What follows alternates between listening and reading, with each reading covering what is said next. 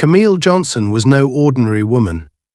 In her mid-40s, she carried herself with a quiet confidence that stemmed from years of navigating the complexities of life with intelligence, resilience, and purpose.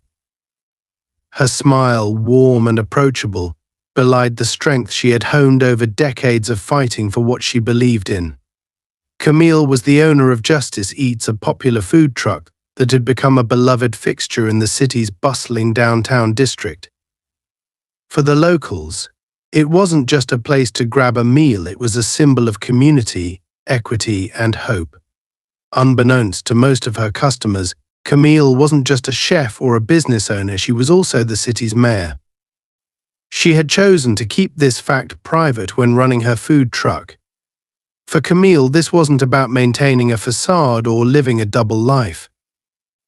It was about staying connected to the people she served, understanding their struggles firsthand, and ensuring that her policies as mayor reflected the real needs of the community. This unique dual role allowed her to bridge the gap between government and everyday citizens in a way no politician in the city's history ever had. On the surface, Justice Eats looked like any other food truck. It was sleek, painted in bright colors with a bold logo that depicted a pair of scales balancing a burger on one side and a bowl of soup on the other. But it was much more than that. Camille had intentionally designed her truck to be a meeting point for people from all walks of life. Whether you were a white-collar worker looking for a quick lunch, a street musician earning enough for your next meal, or a curious tourist, Justice Eats welcomed everyone equally. Camille made it a point to employ people who needed a second chance: ex-convicts, single parents, and those who had been overlooked by traditional employers. She often said, "This truck isn't just about serving food, it's about serving justice, one meal at a time." It was a sunny afternoon, and Justice Eats was parked on its usual corner near the central plaza. The smell of freshly grilled burgers and homemade chili wafted through the air, mingling with the sounds of street performers and the chatter of lunchtime crowds. Camille, wearing her signature apron emblazoned with the words "Serve with Purpose," moved effortlessly between the grill and the service window. Her staff, a small but dedicated group, worked in perfect sync.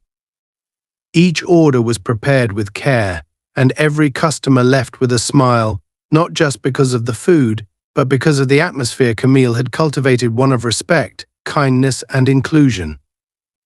The line at the food truck stretched down the block, a testament to its popularity. Among the crowd stood Officer Travis Hunt, watching from a distance. Hunt, a middle-aged police officer with a stern demeanor, was not a fan of Justice Eats. To him, the truck represented everything he resented: social programs that, in his mind, coddled the undeserving and challenged the traditional order.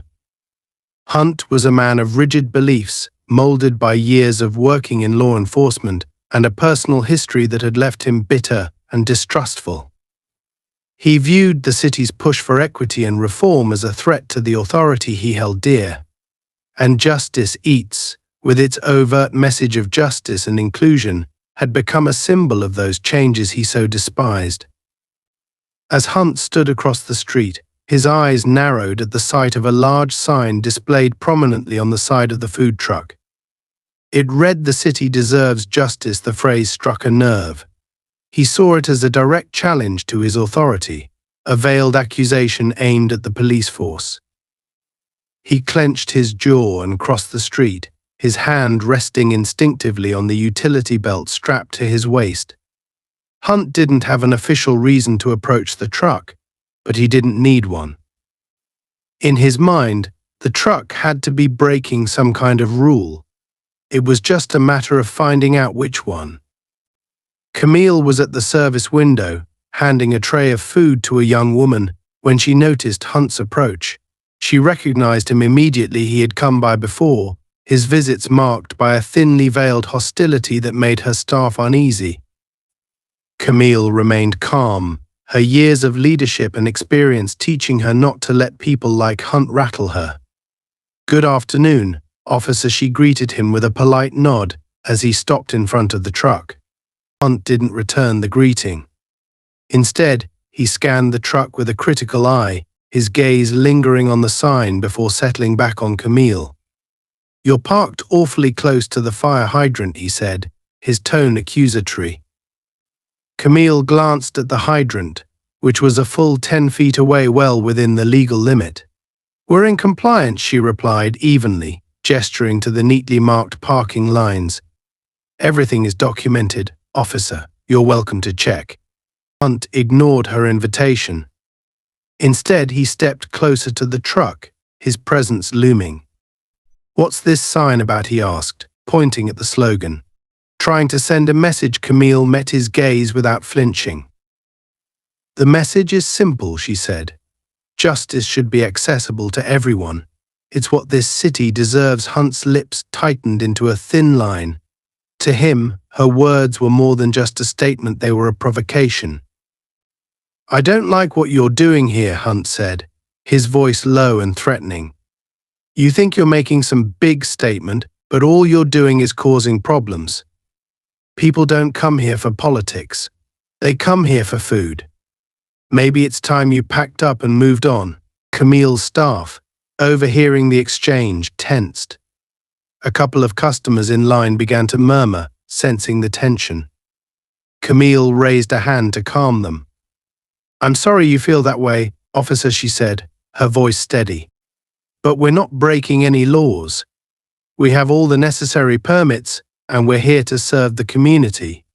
Hunt took a step back, his face hardening as he weighed his next move. He knew he didn't have a legitimate reason to shut the truck down, but his ego wouldn't let him back down. He gestured toward one of the staff members, a young man named Marcus, who was stacking trays near the back of the truck. "Him," Hunt said, pointing. "He looks too young to be handling food. Does he even have the proper certifications?" Camille's expression remained composed, but a spark of anger flashed in her eyes. "Marcus is fully certified," she replied. "I can show you his paperwork if you'd like." Hunt didn't respond. Instead, he walked around the truck, pretending to inspect it while looking for any excuse to escalate the situation. Camille watched him carefully, her instincts telling her that this encounter was far from over. She knew men like Hunt, men who used their authority as a weapon rather than a tool for justice. And she knew that standing up to him would come at a cost. But Camille had faced bigger battles before. She wasn't about to back down now. As Officer Hunt continued his so-called inspection of the food truck, Camille's patience remained steadfast. She knew exactly what he was doing, grasping at straws to find any minor infraction to use as leverage. People like Hunt thrived on intimidation, and she wasn't going to give him the satisfaction of seeing her flustered. Behind her, her staff whispered nervously. Marcus, the young employee Hunt had singled out, shifted uncomfortably on his feet, his hands tightening around the stack of trays he was carrying. Camille glanced back at him and offered a small, reassuring nod, silently conveying that she had everything under control. But Hunt wasn't satisfied with just circling the truck. His next move was calculated to provoke a reaction. He stopped at the rear of the truck, where Camille had set up a small storage area for ingredients and supplies. Without asking permission, he opened one of the compartments and began rifling through the neatly organized containers. Camille immediately stepped forward, her tone sharp but controlled. "Officer, that's private property. If you'd like to search the truck, I suggest you get a warrant." Hunt barely looked at her as he continued his invasive search. "This isn't a search," he said dismissively. "I'm conducting an inspection."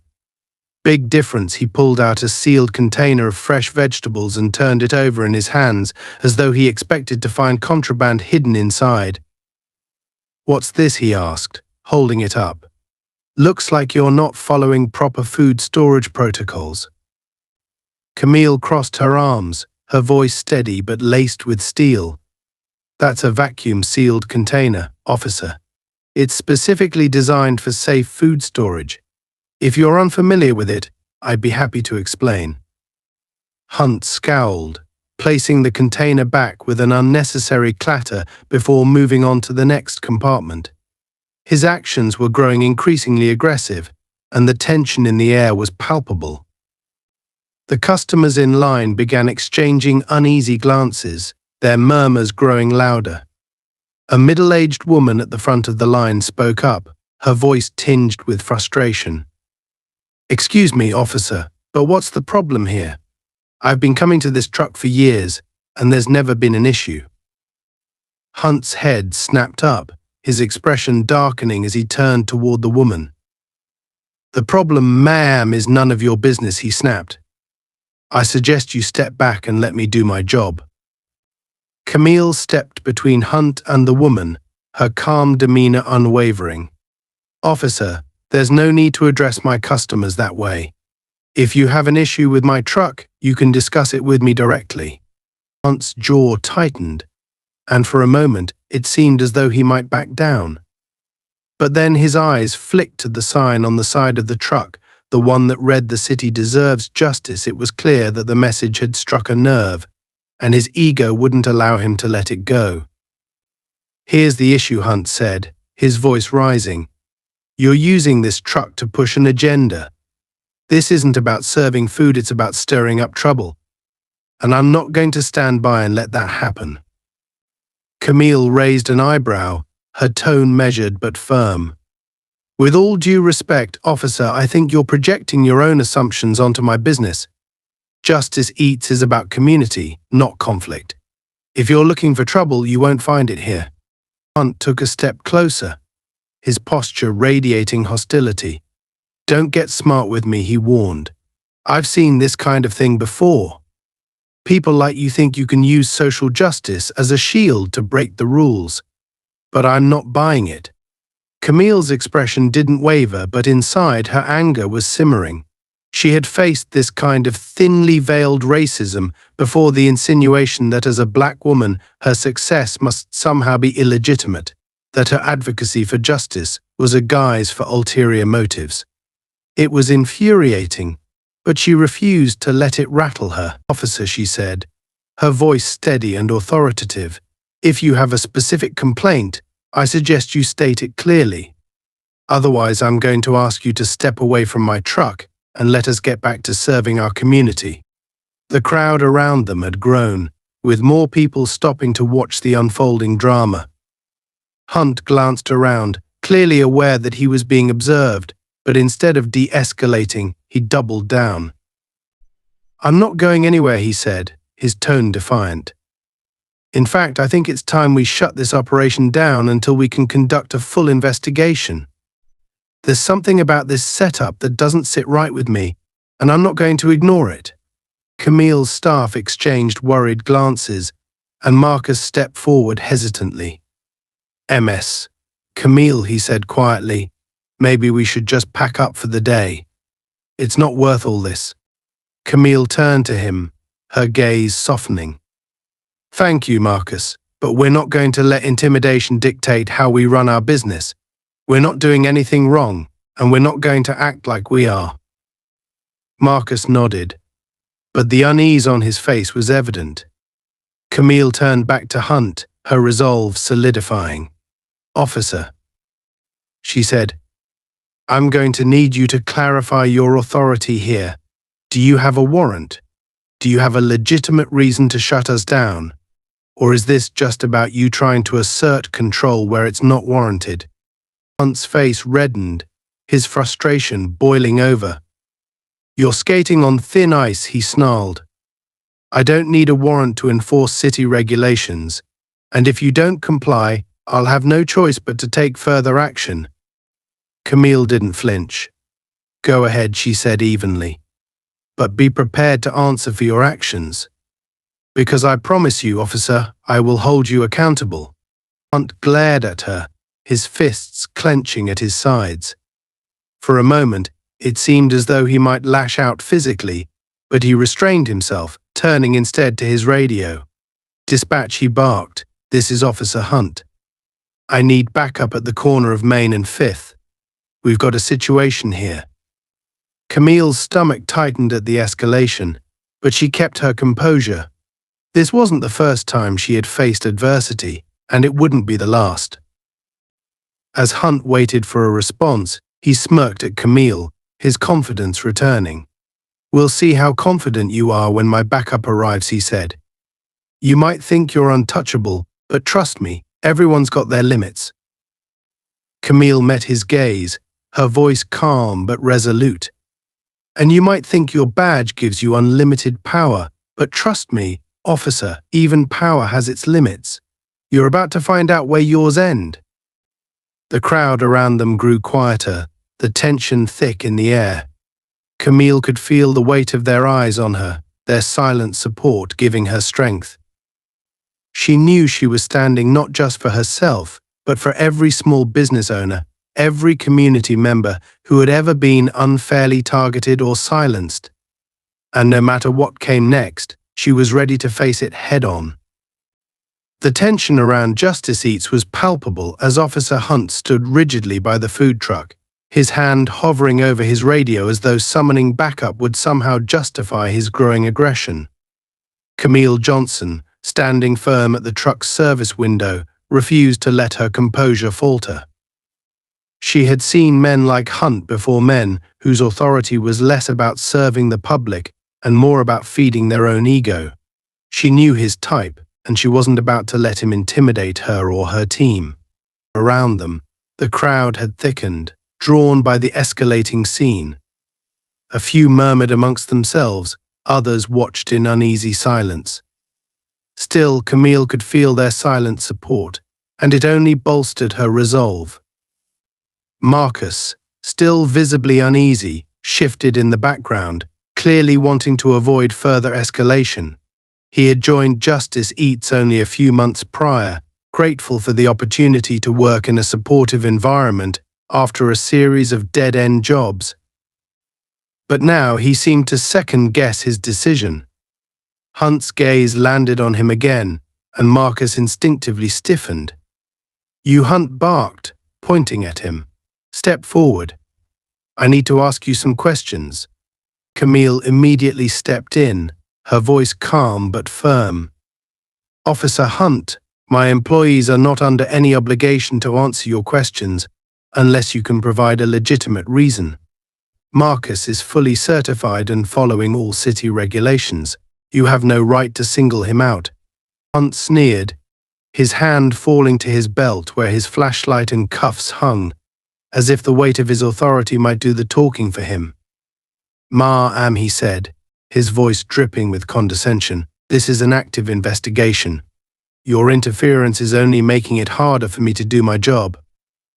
Camille took a small step forward, closing the gap between them. She wasn't intimidated, and she wanted him to know it. "What investigation?" she asked pointedly. "You've offered no evidence, no citation, no warrant. You're fishing, officer. And while you're doing that, you're harassing me, my staff, and my customers. If there's an actual problem, you need to state it clearly. Otherwise, you're out of line." Hunt's face darkened, and for a moment, Camille thought he might lash out. Instead, he turned his attention back to Marcus, who had set down the stack of trays and was now nervously wiping his hands on his apron. "I don't need permission to ask a few questions," Hunt growled. "Step forward." Now Camille opened her mouth to protest, but Marcus, clearly anxious to avoid making the situation worse, took a tentative step forward. "It's okay, Ms. Camille," he muttered, though the tremor in his voice betrayed his unease. "Good," Hunt said, his tone triumphant, as if he had already won some small victory. He crossed his arms and loomed over Marcus, his imposing frame casting a shadow over the younger man. "How long have you been working here?" Hunt demanded. "Do you have proof of your certifications on you right now? And do you know that if you're not properly trained, this entire operation could be shut down?" Marcus glanced at Camille, silently pleading for guidance, and she gave him a small nod of reassurance. "I've been working here a few months," Marcus said carefully, keeping his voice steady despite his obvious discomfort. And yes, I'm certified. MS, Camille has all the paperwork in the truck if you want to see it. Hunt leaned in closer, invading Marcus's personal space. And where were you before this? He asked sharply. Any priors? Any reason I should be concerned about someone like you handling food for the public? The insinuation was clear, and it hung in the air like a bad smell. Camille's fists clenched at her sides, her anger simmering just below the surface. She wanted to step in, to shield Marcus from Hunt's unwarranted interrogation, but she knew she needed to pick her moment carefully. Before she could respond, a voice cut through the tension. Officer Hunt, a man called out from the crowd. What exactly are you doing here? The voice belonged to an older gentleman in a well-tailored suit, his grey hair neatly combed back. He stepped forward, his presence immediately commanding attention. Camille recognized him as Mr. Templeton, a retired judge who often frequented the food truck. His reputation in the city was one of fairness and integrity, and it was clear that Hunt recognized him too. The officer's posture stiffened, and for a brief moment, his bravado faltered. "This is an active investigation," Sir Hunt said curtly, though his tone lacked the same bluster it had carried moments earlier. "I'm ensuring this operation complies with city regulations." Templeton raised an eyebrow, his expression one of measured skepticism. "An investigation, you say?" he asked. "Because from where I'm standing it looks more like harassment. Have you issued a citation, obtained a warrant, or are you simply badgering these people without cause?" Hunt's jaw clenched, but he didn't respond immediately. Templeton took another step closer, his voice calm but authoritative. "Officer, I've spent my career upholding the law, and I know when it's being twisted to serve someone's personal agenda. If you have legitimate grounds to be here, by all means proceed. But if you're acting outside your authority, I suggest you reconsider. This is a city of laws, not whims." The crowd murmured in agreement, emboldened by Templeton's words. Camille felt a flicker of relief, but she knew this wasn't over. Hunt's ego wouldn't allow him to back down so easily. "I don't need a lecture from you," Hunt snapped, though his tone lacked conviction. "This truck is violating multiple city ordinances, and I'm within my rights to investigate." Templeton didn't miss a beat. "Then issue the citations and be done with it," he said smoothly. "But if you can't provide a clear violation, I suggest you move along. The people of this city deserve better than petty power plays masquerading as law enforcement." Hunt's face flushed red, and he turned back to Camille, his anger now fully redirected. "This isn't over," he growled. "I'm shutting this truck down until further notice. If you try to operate without clearance, I'll have you arrested for obstruction." With that, he reached for the food truck's generator, his hand closing around the power switch. Camille acted on instinct, stepping forward and grabbing his wrist. "Don't," she said, her voice low but firm. The crowd gasped at the physical confrontation, and for a moment everything seemed to freeze. Hunt glared at her, his eyes blazing with fury. "Take your hand off me," he snarled. Camille didn't budge. "You're overstepping, officer," she said. "Touch that generator, and you'll be the one facing charges." Hunt yanked his hand away, his lips curling into a sneer. "You just made a big mistake," he said. "I'll be back, and next time I won't be alone with that." He turned and stormed off, leaving a trail of tension in his wake. The crowd began to disperse slowly, their murmurs a mixture of outrage and admiration for Camille's stand. Marcus let out a shaky breath, his shoulders sagging with relief. "MS, Camille," he said, his voice barely above a whisper. "I'm sorry if I made things worse." Camille turned to him, her expression softening. "You didn't do anything wrong, Marcus," she said gently. "People like him thrive on fear. The best thing we can do is stand our ground and show them we won't be bullied."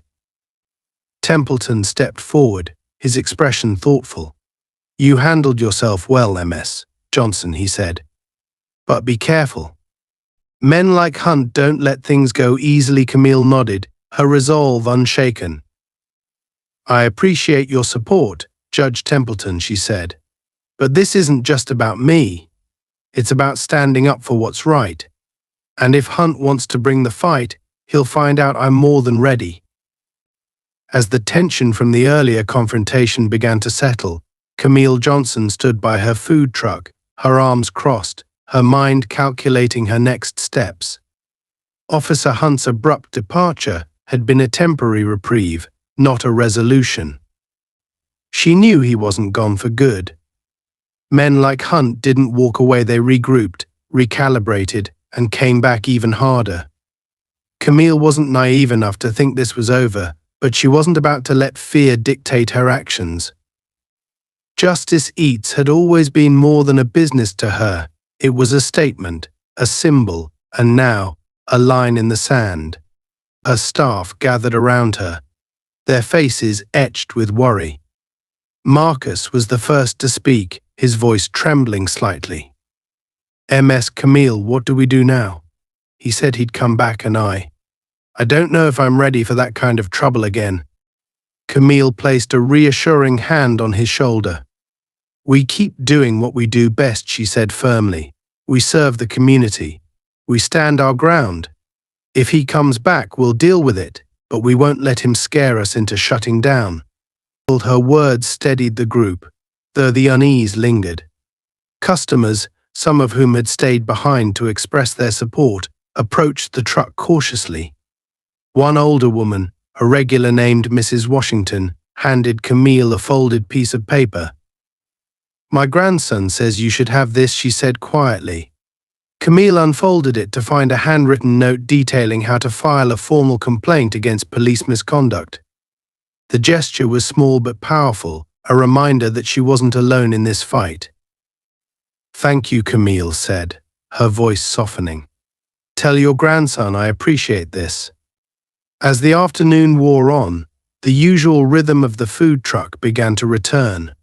Orders were taken, meals were served, and the aromas of grilled meat and spices filled the air once more. But the shadow of Hunt's threats loomed large. Every time Camille saw a patrol car pass by, her muscles tensed. She knew it was only a matter of time before Hunt made his next move. What she didn't expect was how quickly that time would come. Around mid-afternoon, a sleek black SUV pulled up to the curb across the street.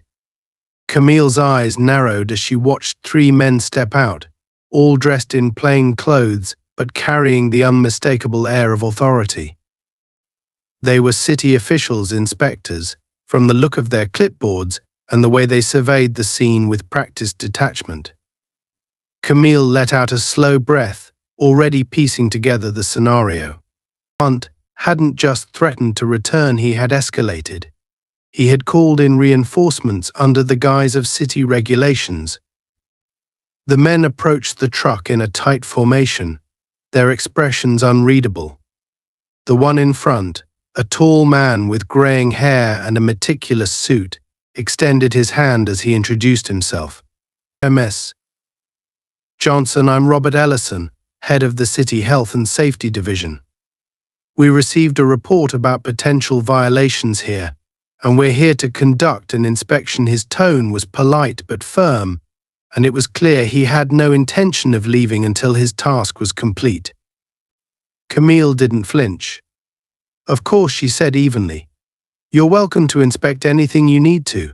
All of our permits and certifications are up to date. I can provide the paperwork. Ellison nodded, his expression neutral, but the two men behind him exchanged a brief glance that Camille didn't miss. There was something performative about this inspection, something orchestrated. She could practically hear Hunt's voice in the subtext, if I can't intimidate you directly, I'll find another way to make your life difficult.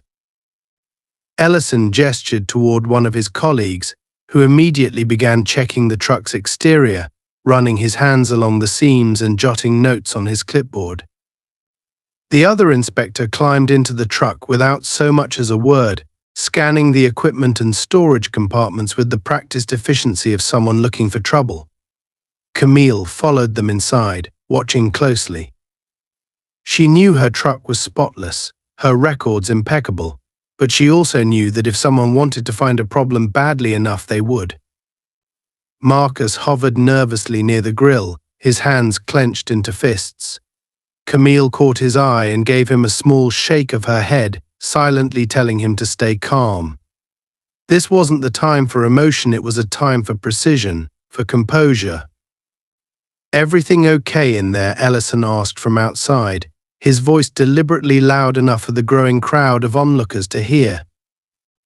"Everything's fine," Camille replied, keeping her tone light but unwavering. "I hope you'll let me know if there's something specific I should be concerned about." Her words hung in the air, a subtle challenge wrapped in politeness.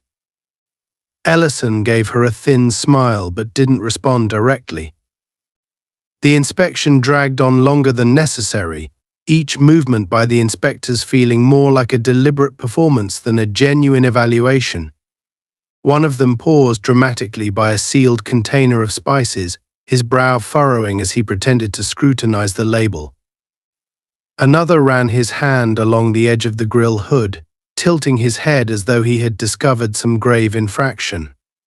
Camille stayed silent, her arms crossed, refusing to give them the satisfaction of reacting. Finally, after what felt like an eternity, Ellison stepped forward with his clipboard. "Ms. Johnson," he began, his tone carefully measured, "while most of your operations appear to be in order, we did notice a few minor discrepancies that will need to be addressed." Camille arched an eyebrow. "Discrepancies," she repeated. "Would you mind being specific?" Ellison hesitated, glancing at his colleagues before continuing. "For example, the placement of your generator doesn't align perfectly with the city's updated zoning guidelines. Additionally, the signage on your truck may not meet the current visibility requirements for emergency vehicles. These aren't major violations, but they're enough to warrant temporary suspension of your operations until they're resolved." The words hit like a slap. Camille felt the familiar burn of injustice rise in her chest, but she kept her expression neutral. "I see," she said slowly.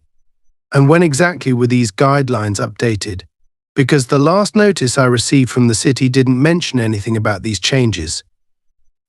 Ellison shifted uncomfortably, but his response was smooth. "The updates were implemented earlier this year, though it's possible the communication was delayed. Regardless, it's my duty to ensure compliance, and I'm afraid we can't make exceptions." Camille's gaze hardened. She knew this wasn't about guidelines or compliance, it was about control. Hunt was pulling strings, using bureaucratic loopholes to force her into submission. But if he thought she would roll over and accept it, he had severely underestimated her. "Very well," she said, her voice calm but edged with steel. "If that's the case, I'll need a written notice of these violations, along with the specific codes you're citing, and I'll be following up with the City Council to ensure these regulations are being applied consistently across all businesses." Ellison blinked, clearly caught off guard by her response. He had expected anger, defiance, maybe even desperation, but not this level of composure and strategic thinking. "Of course," he said after a beat. "I'll have my office prepare the documentation. In the meantime, I suggest you begin addressing the issues we've identified." Camille nodded once. "I'll do that," she said, her tone sharp enough to cut glass. "And while I'm at it, I'll be reaching out to the mayor's office to discuss the treatment of small business owners in this city. I'm sure they'll be very interested to hear about this inspection." The veiled threat hung in the air, and for the first time, Ellison seemed to falter. He nodded curtly, motioning for his colleagues to wrap up. As they retreated to their SUV, Camille watched them go, her mind already racing. This wasn't just a fight about her food truck, it was a fight about power, about who had the right to thrive in a system that seemed rigged against them. And Camille had no intention of losing. As the crowd began to disperse, Marcus approached her hesitantly. "What now, Ms. Camille?" he asked. She turned to him, her expression resolute. "Now," she said, "we get ready for the next round. Because this was just the beginning." The calm after the city inspection didn't last long. Camille Johnson, standing resolute beside her food truck, knew that Officer Hunt wouldn't be satisfied with the bureaucratic delay he had orchestrated. Men like Hunt didn't stop until they had their pound of flesh. His tactics weren't about the so-called violations or zoning laws, they were about dominance. And Camille, through her unwavering stance, had become the target of his growing rage. The crowd that had gathered earlier was now thinning, customers and supporters reluctant to leave but slowly returning to their daily routines. Yet, the air around Justice Eats still felt heavy, charged with a tension that promised more to come. As the afternoon wore on, Camille instructed her staff to begin closing down the truck, not out of fear, but as a practical step to regroup. She needed time to strategize, to figure out how to address the fabricated violations and counter the power plays being executed against her. Marcus and the rest of the team moved quietly, their usual jovial rhythm replaced by a subdued energy. Camille could feel their unease, and though she wanted to reassure them, she knew empty words wouldn't help. They needed to see action, results, something tangible to believe in. Her instincts proved correct when, less than an hour later, Hunt's patrol car came screeching around the corner, his lights flashing despite the lack of any emergency. Camille straightened, her jaw tightening as she watched him park aggressively across the street. This time he wasn't alone. 2 other patrol cars followed, their doors swinging open as additional officers stepped out. Hunt had brought backup. Camille could tell from their stiff postures and careful movements that the other officers weren't entirely on board with whatever Hunt had planned. Their expressions were cautious, their eyes darting between Hunt and the food truck, as though silently questioning the legitimacy of their presence. Hunt stepped out of his car last, his movements deliberate and theatrical. His face was a mask of smug confidence, his earlier frustration now replaced with a predatory determination. He adjusted his utility belt as he crossed the street, his boots striking the pavement with an exaggerated force. "Ms. Johnson," he called out, his voice carrying a false sense of authority. "I'm here to inform you that your temporary suspension is now being enforced. Any further operation of this truck will be considered a violation of city orders." Camille held her ground, her arms crossed as she met his gaze. "You're late, officer," she replied evenly. "The inspectors already came by and I'm well aware of their findings. I'm in the process of addressing them." Her voice was calm, but there was a sharpness to her tone that made it clear she wasn't intimidated. "There's no need for this spectacle." Hunt's smile tightened, his jaw flexing at her defiance. "A process isn't compliance," he snapped. "Until those violations are fully resolved, this truck is officially shut down. And since it's clear you have no intention of following orders, I'll be taking further action to ensure the law is upheld." Behind him, one of the other officers, a younger man with a hesitant expression, spoke up. "Hunt, maybe we should wait for the paperwork from the Health and Safety Division. They didn't issue a full closure order yet, did they?" Hunt shot him a glare, silencing the younger officer with a look that could cut steel. "The law doesn't wait," he barked. "If we wait for every little piece of paperwork, chaos takes over. We're here to maintain order." Camille took a step forward, her posture unyielding. "What you're maintaining, Officer Hunt, is harassment," she said, her voice ringing with authority. "You're using your position to intimidate me and my team. But let me remind you, this is still my property, and I have every right to protect it from unlawful actions." Hunt's eyes narrowed, his hand once again hovering near his belt, where his handcuffs hung in plain view. "Protected," he repeated, his tone laced with mockery. "From what? law enforcement doing its job. He took another step toward her, closing the space between them. Ms. Johnson, don't make this harder than it needs to be. Step away from the truck and let us do what needs to be done. Camille didn't move. And what exactly is that, officer? Shutting me down? Confiscating my equipment? Arresting me? Go ahead. But be prepared to explain yourself in court, because I guarantee you this won't end here. The standoff was electric, the growing crowd of onlookers watching with bated breath. One of Camille's regular customers, a middle-aged man in a construction vest, called out from the sidewalk, "Hey, leave her alone. She hasn't done anything wrong." His voice sparked a ripple of murmurs through the crowd, a wave of support building behind Camille. Hunt turned sharply, his face flushed with anger. "Anyone interfering with this investigation will face consequences," he barked, his voice booming over the street. "Stay out of it." The construction worker raised his hands defensively, but didn't back down entirely. The murmurs quieted, but the tension only grew thicker. Camille could feel the weight of the moment pressing down on her shoulders. Hunt was pushing her, daring her to make a move that would justify his aggression. She wouldn't give him that satisfaction. But Hunt wasn't done. He turned to Marcus, who had been standing near the truck, frozen in place.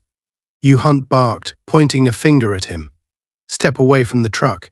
I need to question you further about your involvement here." Marcus blinked, his eyes darting to Camille for guidance. She stepped in immediately, positioning herself between Hunt and her employee. "You've already questioned him," she said firmly. "If you have more questions, you can direct them to me. Marcus is under no obligation to speak to you further." Hunt's patience snapped. He reached for his handcuffs, pulling them free with a sharp motion. "That's it," he growled. "You're obstructing justice, Ms. Johnson. Turn around and place your hands behind your back." The crowd erupted in shocked gasps, and Camille felt her pulse quicken. For a brief moment she considered complying, letting him take her into custody so she could fight this battle in court. But then she saw the fear in Marcus's eyes, the disbelief on her staff's faces, and the outrage simmering in the crowd. She couldn't let Hunt win, not like this. "You're making a mistake, officer," she said, her voice calm but cutting. "Arresting me won't silence me. It'll only amplify the injustice you're committing." "Are you sure you want to take that risk?" Hunt hesitated, the cuffs dangling from his hand. His arrogance wavered, but only for a moment.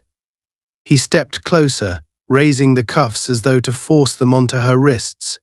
Camille braced herself, her heart pounding, when a new voice rang out, "Stand down." Hunt, the command was sharp, authoritative, and unmistakable. The crowd parted as another officer stepped forward, this one older and clearly higher ranking. His uniform was immaculate, his presence commanding. Sergeant Hunt stammered, his face flushing with a mixture of surprise and irritation. "I was just." "You were just overstepping your authority," the sergeant interrupted. Again he turned to Camille, his expression apologetic. "Ms. Johnson, I'm sorry for the trouble Officer Hunt has caused.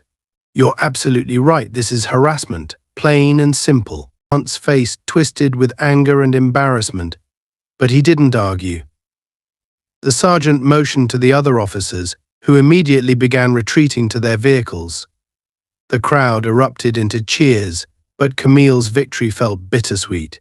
Hunt's defeat was temporary. She knew he'd be back, more determined than ever to take her down, and she'd be ready. Because this wasn't just about her or her food truck anymore. It was about standing up to a broken system, one confrontation at a time. The tension in the air was electric as the officers reluctantly retreated under the sergeant's orders. The crowd, emboldened by the sudden shift in power, broke into scattered applause, murmurs of relief spreading among them. But Camille Johnson wasn't celebrating. Her mind was already racing ahead, calculating the next steps she'd need to take. She knew Officer Hunt wouldn't let this go. The humiliation of being publicly called out, especially by his own superior, would only fuel his vendetta. Men like Hunt didn't back down. They regrouped, plotted, and struck harder when no one was watching. Camille turned to the sergeant, her expression composed but laced with determination. "Thank you for stepping in, Sergeant," she said evenly. "But this isn't the first time Officer Hunt has abused his authority, and I doubt it will be the last. What happens next?" The sergeant's face tightened, and for a moment he looked genuinely weary. "You're right, MS. Johnson," he said with a sigh. "Hunt has a history of pushing the limits. There have been complaints, but nothing that stuck. I'll be filing a report about today's incident, but I can't promise immediate action. These things take time." Camille's jaw clenched, though she kept her tone measured.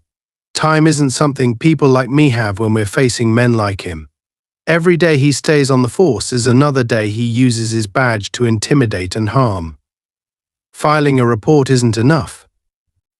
The sergeant hesitated, clearly uncomfortable. "I understand your frustration," he said. "But the system..." "The system is broken," Camille interrupted, her voice cutting through his excuse, "and people like Hunt are a symptom of that. I'm not asking for favors, Sergeant. I'm asking for accountability." Before the sergeant could respond, a commotion erupted at the edge of the crowd. Camille turned to see Officer Hunt, his face twisted with rage, storming back toward the truck. His hand hovered near his holster, and his movements were erratic, almost frantic. The sergeant stepped forward, raising a hand to stop him. "Hunt," he barked, "stand down. This is over." But Hunt wasn't listening. His eyes were locked on Camille, his voice rising above the noise of the crowd. "You think you've won," he spat. "You think this is over. You have no idea who you're dealing with." Camille stood her ground, her posture unflinching even as Hunt closed the distance between them. "I know exactly who I'm dealing with," she said, her voice calm but firm. "A man who thinks his badge makes him untouchable.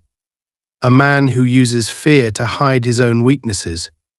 But let me tell you something, Officer Hunt, you've already lost." Hunt's face turned crimson, his hand now gripping the handle of his holstered weapon. The crowd gasped, the tension escalating into a dangerous precipice.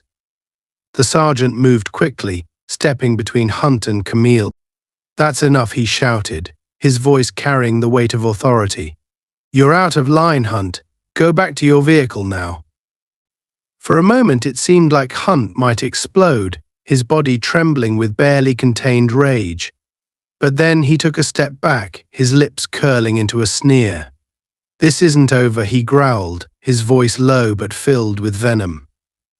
He turned on his heel and stalked back toward his patrol car, the crowd parting to let him pass. The sergeant exhaled heavily, turning back to Camille. "I'm sorry you had to deal with that," he said. "I'll make sure this goes in my report." Camille gave a curt nod. "Thank you, Sergeant. But I'm not leaving this to an internal report.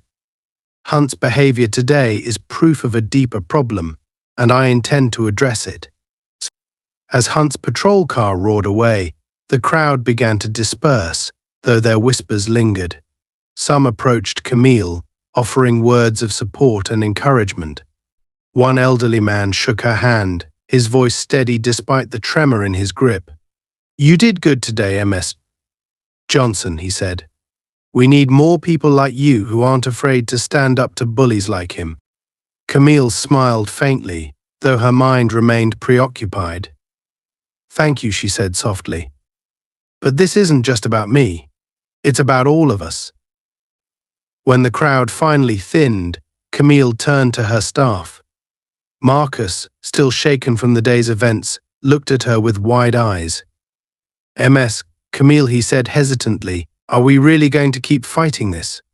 Hunt. He's dangerous. What if he comes back?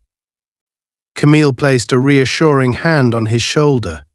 We don't let fear dictate our actions, Marcus, she said firmly. Hunt thrives on intimidation, but he's not invincible. Today was a step toward exposing the kind of man he is. We'll take this one step at a time, but we won't back down. As the sun dipped lower in the sky, casting long shadows across the street, Camille knew it was time to make her next move. The confrontation with Hunt had been a boiling point, but now it was time to channel that energy into action. She called her deputy mayor, who had been waiting for updates on the situation. Karen, she said when the line connected, I need you to prepare a statement for tomorrow morning. We're addressing this head-on. What happened? Karen asked, her tone immediately alert. Camille gave her a brief rundown of the day's events, leaving nothing out. This isn't just about Hunt, she said.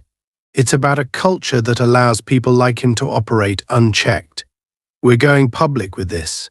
I want a full review of police conduct policies, and I want it now. Karen hesitated for only a moment before responding. Understood. I'll get started on it tonight. As Camille ended the call, she felt a renewed sense of purpose. Hunt had tried to intimidate her, to silence her, but all he had done was light a fire she had no intention of letting burn out. Justice Eats was more than a food truck, it was a symbol, and she would ensure it remained a beacon for the community, no matter what obstacles came her way. The night fell quietly, but Camille knew the battle was far from over. Hunt was still out there, his hatred simmering, his bruised ego driving him toward retaliation. But she was ready. Tomorrow would bring a new day, a new fight, and Camille Johnson would be standing at the forefront, ready to serve justice in every sense of the word. The morning air carried a palpable sense of anticipation. Camille Johnson stood in the plaza outside City Hall, her presence commanding, as she surveyed the growing crowd gathered for the press conference. The events of the previous day had spread quickly through the community. Word of Officer Hunt's behavior, the escalating confrontation, and Camille's refusal to back down had ignited a firestorm of discussions. This wasn't just about Justice Eats anymore, it was about accountability, about the misuse of power, and about the systemic issues that had festered unchecked for too long. Camille adjusted the microphone on the podium, her gaze sweeping over the audience. Familiar faces stood in the crowd, customers, supporters and community members who had frequented her food truck. But there were also unfamiliar ones, journalists armed with cameras and notepads, activists holding signs, and even city officials, their expressions a mixture of curiosity and apprehension. Behind Camille, her deputy mayor, Karen, stood ready with a folder of prepared notes, though Camille had already decided to speak from the heart. This moment wasn't about polished sound bites, it was about truth. As the clock struck 10 a.m., Camille stepped forward. The murmurs in the crowd subsided, replaced by a heavy, expectant silence. She gripped the edges of the podium, her voice steady and clear, as she began. Good morning, everyone. Thank you for being here today. I wish I could say we're gathered here under different circumstances, but what happened yesterday demands immediate attention not just from this community, but from our entire city. Her words resonated, rippling through the crowd like a shockwave. She recounted the events with precision, sparing no detail. Hunt's unfounded accusations, his attempt to intimidate her and her staff, and the unnecessary escalation that could have turned dangerous. As she spoke, Camille could see the mixture of emotions on the faces before her: outrage, sorrow, and, most importantly, resolve. This isn't just about a single officer, she continued. This is about a culture that tolerates and, in some cases, protects those who abuse their power. Officer Hunt is a symptom of a much larger problem, one that we can no longer ignore.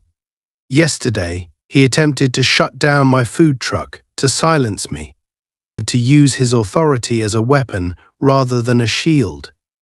But I refuse to be silenced, and I refuse to let this moment pass without demanding change. The crowd erupted into applause, the energy building like a tidal wave. Camille let it crest before raising a hand to signal for quiet. "I'm here today to announce the first steps in addressing these issues," she said. "Effective immediately. My office is launching a full review of the police department's conduct and accountability policies. We will investigate not only Officer Hunt's actions but also the systems that allowed him to act with such impunity. And we will not stop there. I am calling for the creation of a civilian oversight committee to ensure transparency and fairness in law enforcement practices." The announcement sent another ripple of reactions through the crowd. Some cheered, while others murmured their approval. Camille continued, her voice unwavering. "This city cannot thrive unless every member of our community feels safe in their homes, in their businesses, and in their interactions with those sworn to protect and serve. Justice is not a privilege reserved for the few. It is a right owed to us all." As her words settled, a reporter raised his hand. Camille nodded, granting him the floor. "Mayor Johnson," he began, his tone sharp but respectful, "there are already calls for Officer Hunt's resignation. Do you intend to pursue disciplinary action against him?" Camille's expression hardened, though her tone remained calm. "Let me be clear," she said. "Disciplinary action is not a question of if, it is a question of when. Officer Hunt's actions have no place in our police force or our city. However, this goes beyond one individual. If we only address his behavior without examining the system that enabled it, we will have failed to create lasting change. That is why this review is so critical." The reporter nodded, seemingly satisfied, and stepped back. Another journalist stepped forward, but before they could speak, a commotion broke out at the edge of the crowd. Camille turned her head, her gaze locking onto a familiar figure. Officer Hunt was there, his uniform conspicuously absent, his face a mixture of defiance and fury. He pushed through the onlookers, ignoring their gasps and murmurs, until he stood just beyond the barricade separating the press from the podium. "Mayor Johnson," he shouted, his voice loud enough to cut through the din. "You think you can ruin my career over a misunderstanding? You think you're better than me because you've got that podium and a fancy title? You're nothing but a hypocrite." The crowd collectively recoiled, but Camille remained calm, her gaze steady as she stepped away from the podium and toward the barricade. "Officer Hunt," she said, her voice carrying over the noise. "This isn't about me. This is about accountability. If you have something to say, I suggest you do so through the proper channels. This public display only reinforces why we need reform." Hunt's face reddened, and for a moment, it seemed like he might push further, but the sergeant who had intervened the day before appeared from the crowd, placing a firm hand on Hunt's shoulder. "That's enough," the sergeant said quietly but firmly. "You're only making it worse." Hunt hesitated, his fury clashing with the reality of his situation. Finally, with a visible effort, he stepped back, his face twisted with frustration and humiliation. The sergeant escorted him away, and the tension in the plaza began to dissipate. Camille returned to the podium, her composure unshaken. "What you just witnessed," she said, addressing the crowd once more, "is exactly why these changes are necessary. No one is above the law, not me, not you, and certainly not those entrusted with enforcing it. This isn't about vengeance, it's about justice, and justice requires action." The press conference continued, but the tone had shifted. Camille's resolve, her ability to maintain her composure in the face of such direct hostility, had solidified her position not just as a mayor, but as a leader willing to fight for her community. By the time the event concluded, the crowd dispersed with a renewed sense of purpose, their conversations filled with hope for the changes to come. Later that evening, Camille returned to Justice Eats, where her staff had already reopened the truck. The lines were long, filled with people who had come not just for the food but to show their support. Marcus greeted her with a grin, his earlier fears replaced with a newfound confidence. "We're back in business, Ms. Camille," he said. "And it looks like we've got the whole city behind us." Camille smiled, her heart swelling with pride. She stepped up to the counter, tying on her apron. "Let's serve some justice," she said, her voice steady and strong. The truck came alive with the hum of orders and the chatter of customers, a testament to resilience and the power of standing firm in the face of adversity. Justice Eats was more than a food truck, it was a movement. And Camille Johnson was just getting started.